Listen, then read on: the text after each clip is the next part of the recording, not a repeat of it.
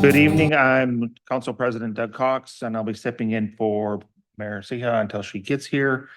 We'll go ahead and call the meeting to order at 7 o'clock, right? Right at 7. And we'll do the Pledge of Allegiance.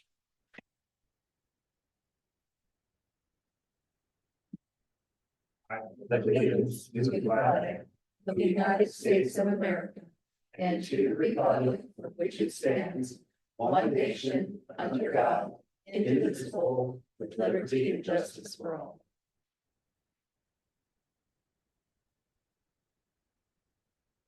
So do we have a motion to approve the agenda tonight? Move to approve the agenda as presented. Second. All in favor? Aye. Aye. Sounds like it passes unanimously. So we have, there are no presentations or proclamations this evening. Are there any members of the audience or on Zoom that would like to provide comment? There's no one on Zoom. Right there. Consent agenda. Somebody like to review that and make a motion? Move to approve the consent agenda as presented. Second. All in favor? Aye. Okay, so we'll move on to number 4. That is the first public hearing. So we'll now open the public hearing on agenda 4A, resolution 9-25, amending the system development charges. At, where are we now? 7:02? We'll invite Steve Donovan up for the staff report. Thank you, Mr. President. Steve Donovan, 9600 Southwest Oak, Suite 335, Portland, Oregon. Tonight, we've got in front of you the culmination of almost a 6-month process here. We started this process in March, actually. And I'd like to run you through some timeframes here because there is a statutory requirement. In April and May, we really started the work in earnest. In June, we came up with a staff proposal. Then a key date was June 23rd. We presented to you what you saw here is the presentation on the board tonight. I don't know if we'll go through that again unless you want to. What you did is you adopted the capital improvement plans, which is the meat and potatoes of the SDC calculations. And it also triggered the statutory disclosure period under Oregon law. 90 days prior to first reading by resolution or ordinance, we have to notify people on our list. And the city keeps a perpetual list of interested parties. We did that. Mostly the home builders of Polk Marion, but there were some others that Kirsten had notified. Ron has had some conversations with people. We have received nothing in writing and nothing from the home builders in terms of communication about this matter. So then on written notice was all done at that time. Also on June 23rd, July 23rd, 60 days prior to first reading by resolution or ordinance, the methodology that we're using to calculate the fees had to be available for inspection. That was posted on the city's website on July 23rd. And we have received no information or no conversations, I should say, with citizens or any other interested parties in terms of this matter. So tonight we're bringing it in for a landing. Tonight is the 90th, well, a little past 90 days now. And you've got resolution 9-25, which would adopt the SDCs. And once again, in June, we went through this with you. So for brevity's purpose, unless you want me to go through with it, I would ask that you consider approving resolution 9-25 tonight. Most importantly, you're getting your methodology trued up with the law. So when a customer asks, how do you calculate your fees? We can say, here's how we do it. And I think that's just good business and good government. Thank you. Unless there's anything from Matt or from Ron, I think we'll take our leave and let you consider this matter. Thank you. We've got no one on Zoom. Matt's the only one here in person. So no more comments. Anybody have any other questions?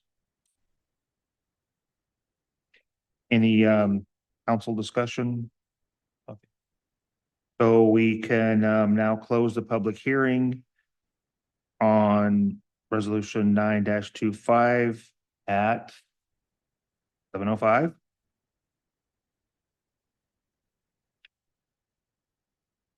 Have a motion?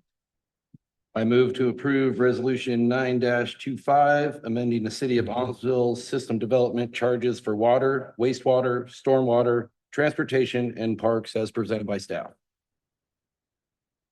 Second. Okay. All in favor? Aye. Aye. Aye. Motion passes. So we can move on to the next public hearing, which is on section B2, ordinance 729, amending public contracting regulations. And we will open that at 7:06. And we're gonna have Ron to present on this. Yeah, Council President and Council, thank you tonight. Before you is an amendment proposal for ordinance 729, which is our public contracting ordinance. And all that we've amended in the ordinance was to add a section in section 12L, which allows the city to pre-qualify bidders when we go out for an RFP. And just with the large wastewater project that we're undertaking, we've kind of identified that being able to pre-qualify bidders for some aspects of it would be an advantage for the city, especially considering that we're under kind of a compliance schedule. And what we don't want to do is go through the bidder process and then go to qualify somebody and then have to start all over because maybe they weren't qualified or they weren't able to actually carry out the contract. And so in discussion with our city engineer and our public works department and our legal counsel, we thought the best course of action would be able to just allow in our ordinance that we could pre-qualify prospective bidders. And so I'm happy to answer any questions. Matt's here. He's been working closely with our engineer on these issues. He's happy to answer any questions if you have any. Have any questions? Still nobody on Zoom? Still only Matt here? Any additional comments from council? Comments from council, no questions. So we can close the public hearing at, what is it, 7? What, 08? 7:10. 7:10? Boxes. So we have a motion for the first reading. I move to approve the first reading by title only of ordinance 729, amending section 12 or ordinance 726 Aumsville Public Contracting Regulations to include provisions to allow a pre-qualifying bidder process as presented by staff. Second. Okay, any more discussion? All in favor? Aye. Aye. Aye. So motion passes unanimous. We don't need a second reading, is that correct? We do need We a do? second We reading. can do the second reading now because it did pass unanimously. Oh, gotcha, okay. I will move to approve the second reading by title only and adopt ordinance 729, amending section 12 or ordinance 726 Aumsville Public Contracting Regulations to include provisions to allow for pre-qualifying bidder processes presented by staff. Second. If all in favor, second reading?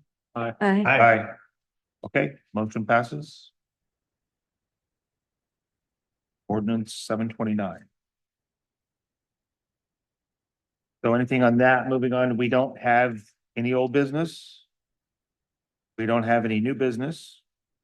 We have a city administrator report. Ron, you want to give us a report? Well, because this is the second meeting of the month, I usually don't have a lengthy report. I do have just a couple of things, and I'll talk really, really super slow so that the mayor can get here before the end of the meeting. Or not. Or not. Or not, okay. Yeah, well, we would prefer not. Okay. One is we did receive correspondence from the Marion County Food Share thanking us for our donation of corn to their organization. So I just wanted council to know that that was acknowledged. How much did that end up being? A lot or? They took whatever they could carry and store. It wasn't all of it. We had a little bit left over that we ended up just disposing of, but I think that was actually a better way to do it. We didn't end up with too horribly much extra or? I mean, considering all things, it worked out really good. So, yeah.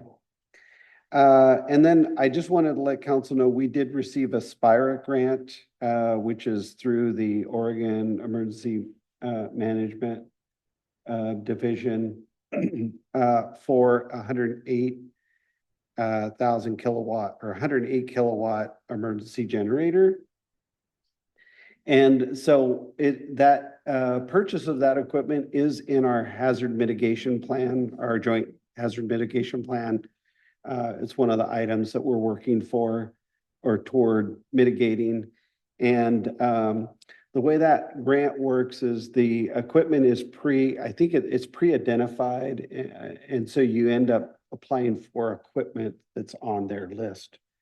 And so this was something on their list. It's a trailer mounted generator. And as council recalls, a few years ago, we did that big project to put the emergency generator at our reservoir. We have an emergency generator at some of our wells, but not all of our wells. And so if we were to have an event, the power was to go out, we'd be in limited capacity to be able to pump and produce water. This generator helps us because we can move it around to other wells and connect it and get them pumping as well.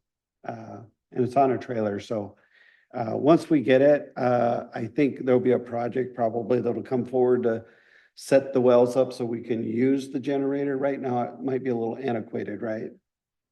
Yep.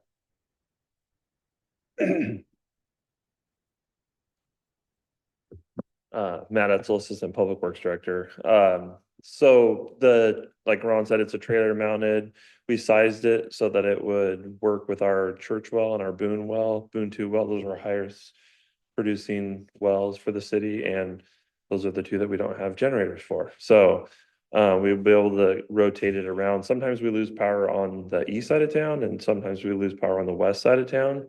So in one of those instances, whatever side we lost power on, we could go and plug that generator in, and it'll probably be like, we probably won't set it up on like an auto transfer switch, but probably one where we can go manually transfer it, start it and run it.